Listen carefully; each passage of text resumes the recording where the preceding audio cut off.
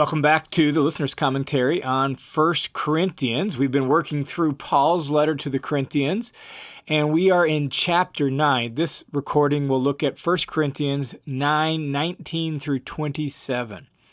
And we need to make sure we keep the context in mind, as always.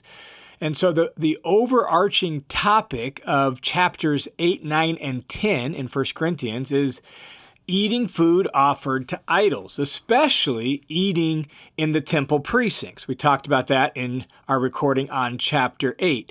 And just to make sure we keep the flow of thought in mind, let's recall what chapter 8 and the first part of chapter 9 is about. Chapter 8 essentially argued that just because you might know the truth about idols and the truth about the one true God doesn't give them the right to eat whatever they want, whenever they want, wherever they want, in complete disregard to the impact of that on their fellow brothers and sisters in Christ. What Paul says there in chapter 8 is that love is actually superior to knowledge, and love is concerned about the well-being of the other person rather than serving myself. So what Paul says is you need to watch out for using your freedom and your rights in such a way that you do so at the expense of others. Then we start chapter 9, and what Paul does in chapter 9 is he's using his own approach to ministry as a concrete example of giving up your rights and your freedoms for the sake of the gospel and for the good of others. So in the last recording, chapter 9, 1 through 18, in that section, Paul explained how he had the right and the freedom to expect material provision from them, from the Corinthians, for his ministry among them. He even stated it as a principle that those who proclaim the gospel should get their living from the gospel. But Paul says he chose not to use that right, and he did so actually for the sake of the gospel. Well, that discussion that he began there in chapter 9, 1 through 18, continues here in 9, 19 through 27. And what Paul's going to do now that we'll look at in this recording is Paul's going to show how being driven by the gospel affects the way he relates to and interacts with various kinds of people, various groups of people. And what Paul says in a nutshell is that depending on the group of people that he's around, he adjusts. Because he's driven by what's best for the gospel and the good of others, he adjusts his behaviors and his practices with the hope that he might gain some of them for the sake of the gospel. And that's what he wants the Corinthians to learn from his example. And that's what he wants us to learn from his example as well. So, at the end of chapter 9, verse 18, Paul said that he had chosen to offer the gospel free of charge, without charge, so as not to make full use of my right in the gospel. That's what he says in 9:18. He continues here in 9:19 by saying, "For though I am free from all people, I've made myself a slave to all so that I might gain more." This is the relational principle that motivated Paul not to make full use of his right of financial support from the Corinthians. He voluntarily, he says, makes himself a slave to others. His driving question is, what's best for them? How can I serve them? What do they need? What will help them hear the gospel well and come to faith in Jesus? And he does this with the aim, he says here in verse 19, that more people might be gained or won for the sake of the gospel.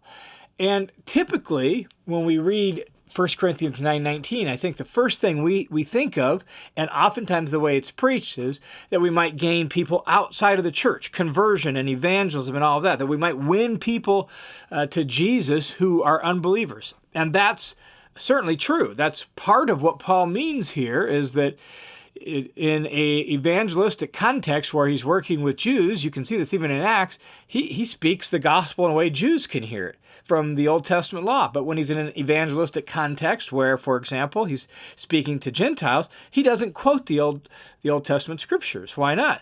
Well, because they don't understand those and respect him as an authority. So he adjusts his specific behaviors to win people outside of the church. But I don't think here in 1 Corinthians 9:19 that that's all he means. He also means, when he says that he might gain people or win people, he means people in the church who are going astray or would go astray if he didn't consider them and where they're at. Why do I think that? Well, we'll see very shortly what he says about adjusting to the weak, and that just forces us to keep the context in mind. Remember chapter 8, where Paul accused some of the people in the Corinthian church of potentially destroying their brother or sister's faith by eating food offered to idols in a temple precinct. And Paul doesn't want that to happen. And so gaining them would mean you're gaining people who are believers, but their faith is about to be destroyed because you are going to just use your freedom in a reckless sort of way. So Paul's point here in 9:19 is that in relationship to outsiders and to insiders, Paul limits his freedom to help gain people for the sake of Christ. And even though the specific ways he's been talking about that is giving up his right of financial support when he first preached the gospel there in Corinth, this principle of adjusting your behavior is broader than financial support. So it causes Paul to consider, well, what's best for others in lots of ways as he carries out his ministry. And so he adjusts his practices, he adjusts his actions based on what's best for others and what's good for the gospel. And that's what he means by, I make myself the slave of all. And so he says, even though I'm free from everybody, I have voluntarily made myself the slave of all people so that I might gain more people. And then in the next several verses here in chapter 9, what Paul does is he amplifies this. And so he says in verse 20, here's one way I adjust. To the Jews, I became as a Jew so that I might gain Jews. In other words, in a Jewish context, when working with both Jewish unbelievers and even new Jewish converts, Paul doesn't mind acting like a Jew. He'll eat their food, he'll follow their customs so as to gain the Jews. Now, in relationship to Jews and Gentiles, the real issue is not just that some are Jews and some are Gentiles. The real issue has to do with the place of the law, the old covenant law, as the boundary of God's people and the evidence of salvation and blessing. That's the real issue, is the law. And that causes real challenges for how to act when among different groups of people, because the Jewish law had certain foods you could eat and certain practices you needed to perform, and the Gentiles didn't have that. And so the real issue is the law. So after saying that to the Jews I become like a Jew, what Paul does then is to focus on really the law itself and how that forces him to adjust his behavior. So he says, to those who are under the law, I became as one under the law. Just think about what Paul said. Remember, Paul's background, a Jew, not just a Jew, a Pharisee who was studying under Gamaliel. All of this is Paul's background, meaning he saw himself deeply under the law before meeting Jesus. And now he can speak as, that's a position I take in relationships in order to benefit others and for the good of the gospel. So to those who are under the law, I become as one under the law, even though not being under the law myself. Again, think how far Paul has come since he met Jesus on the road to Damascus, so that, here's the reason for adjusting, so that I might gain those who are under the law. So what Paul is saying is that in a Jewish context, Paul is willing to practice the Jewish customs with the hope that it'll help people either come to know Jesus for the first time or remain faithful to Jesus as Messiah if they've already believed in him. What's an example of that? Well, perhaps an example of that might be what happens in Acts chapter 21, 15 and following, where Paul, at the end of his third journey, arrives in Jerusalem. He meets with the leadership in the Jewish church there in Jerusalem, and there is some concerns about his presence there and what people have been told about Paul and how Paul views the law. And so Paul, in Acts 21, 15 and following, voluntarily takes a Nazirite vow in Jerusalem. And that's an example of taking on a Jewish custom or practice for the good of others and the good of the gospel. Then Paul goes on here in 1 Corinthians chapter 9, verse 21, and says, to those who are without the law. So to those under the law, I'm willing to practice Jewish customs. But to those who are without the law, I become as one without the law, though not being without the law of God, but under the law of Christ, so that I might gain those who are without the law. So just like in the first expression of this, where he said, to those under the law, I become as one under the law, though I'm not under the law myself. Here he says, and yet, even though I can act like one without the law, I still really do have the law of God in the sense of the law of Christ, the teaching of Christ, the instruction of Jesus. And so it's not like Paul is lawless, but when he's with those who don't have the law, guess what? He doesn't feel the need to practice Jewish customs. And his goal for that is so that I might gain those who are without the law. Again, what might be an example of this? Well, I think of, for example, Galatians chapter 2, where Paul describes his ministry in Antioch and how he was gladly eating with Gentiles in Antioch because it's a Gentile context. And so he's happily doing that. Not only that, Peter was doing that until some super conservative Jewish Christians from Jerusalem showed up and pressured Peter into ceasing to eat with Gentiles.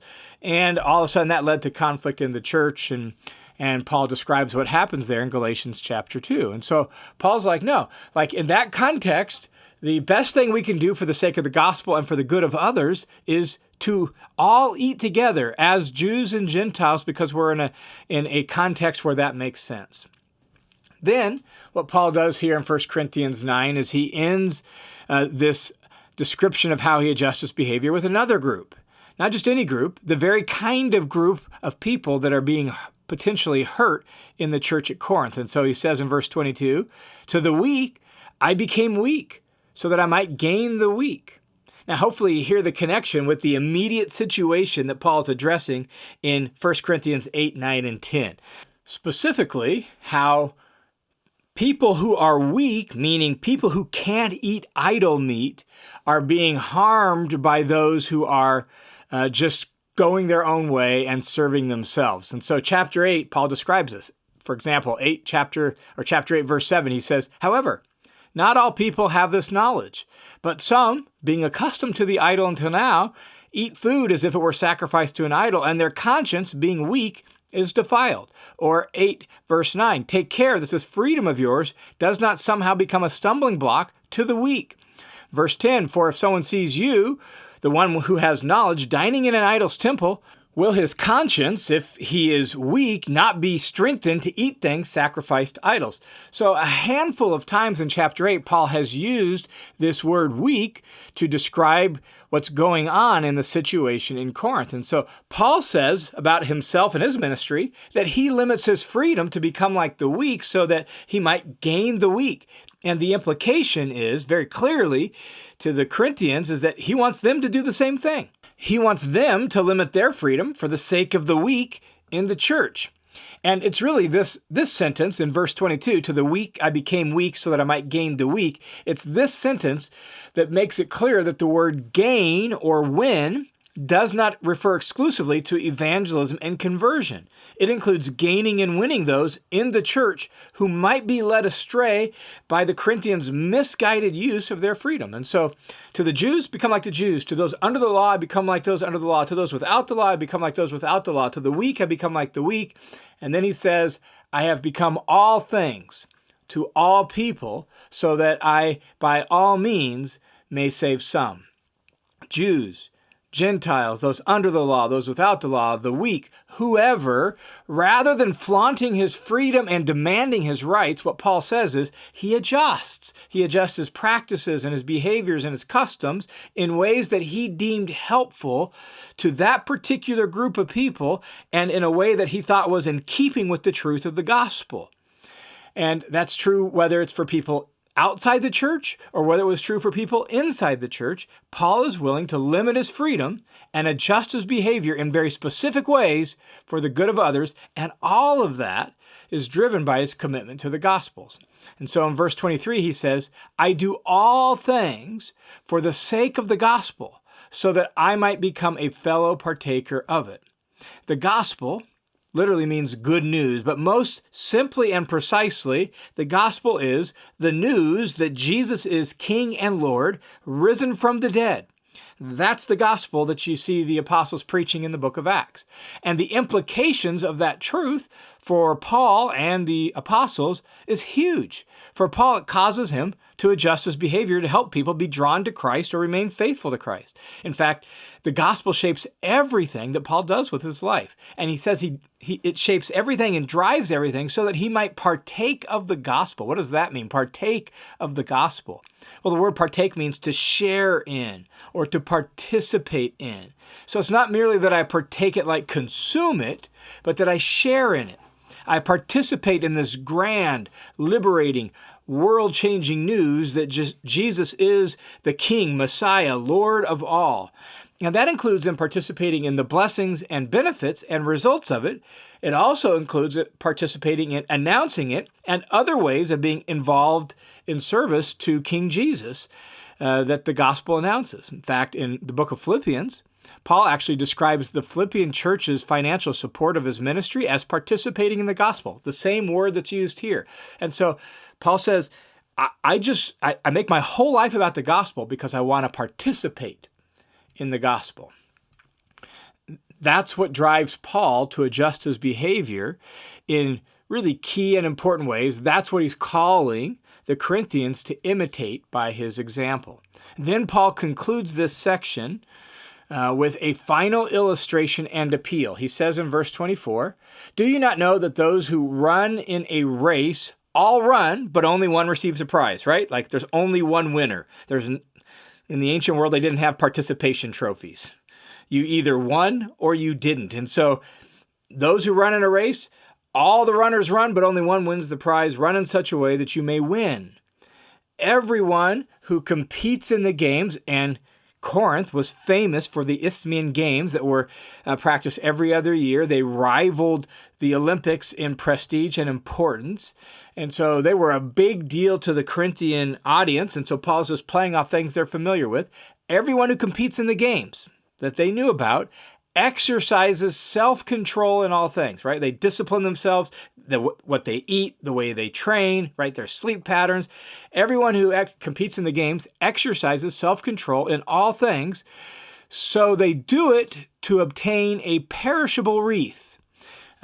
Perishable wreath refers to the victor's crown, a laurel wreath literally made out of leaves that was not just like perishable, over a long period of time. Like leaves kind of get dry and die pretty quickly. So they're competing to get this victor's crown made out of leaves, and it's going to perish like within weeks. It's going to be all dried out. But we do it, he says, to gain an imperishable wreath. So here's another example. Paul is using this illustration as another example of where people give up things and practice self-control for the sake of a goal. Athletes competing in a race, athletes competing in a wrestling competition, athletes competing in whatever other games they may compete in, athletes competing in games, they practice self-control. They discipline themselves in what they eat, what they drink, how they sleep, how they train, all of that. They give up things for the sake of a goal. And he says the goal is simply a perishable wreath. It's perishable. But we're looking forward to an imperishable reward, an imperishable crown. And then in verses 26 and 27, Paul gives the point of the illustration. He says, therefore, again, thinking of his ministry, therefore, I run in such a way as not to run aimlessly. I box in such a way as to avoid hitting air. But I strictly discipline my body and make it my slave so that after I've preached to others, I myself will not be disqualified. This describes how Paul thinks about his self-emptying ministry. When he lowers himself for the sake of others, when he adjusts his behavior to gain others, when he does all of that, it's not without aim. It's not purposeless. It's not unintentional. It's deliberate. It's focused. It has a reason. And so Paul says that he strictly disciplines his body. Older translation said, I buffet or I beat my body. The idea is I bring my body under my control, not so that I serve myself and not so that I capitulate to the whims and the desires of my body. No, I do all this for the sake of the gospel, for the good of others, so that after I've preached to others, I will not be disqualified. This is how Paul ends this example of his ministry in this context. And it's really a final appeal to the Corinthians by way of thinking about Paul's example. And Paul's going to apply all this specifically to the Corinthians in chapter 10. But the implication is clear. You, because you're looking forward to an eternal victor's crown, you need to discipline yourself. You need to limit your freedoms. Rather than demanding your rights or imbibing all your free desires that you think you have to eat whatever meat you want to eat, wherever you want to eat it, or whatever else it might be, what if you were actually driven by the gospel so that you could participate in the gospel like Paul, and you thought of what's best for others and for the sake of the gospel? Paul says, he does whatever it takes. He disciplines his body and brings it under strict control so that he can be a participant in the very gospel that he preaches. May it be so for you and I as well. In whatever way we need to do that, may we be driven by both the gospel and by how that gospel is best communicated and expressed and lived out for the sake of others. Hey, thanks for tuning into this session of the Listener's Commentary. The Listener's Commentary is a listener-supported, crowd-funded Bible teaching project made possible by the generous support of all sorts of people just like you. So thanks a ton for your support. If you want to join the team of supporters, the best way to do that is to go to listenerscommentary.com, listenerscommentary.com, click the Give button, and you can then put in a donation amount. There's a little checkbox that says, make this a monthly donation. And you can make a recurring monthly donation, or if you want to do a one-time gift, you can do it right there as well. And all those donations are received in partnership with World Family Mission, a registered nonprofit. So thanks a ton for your support. God bless you for it.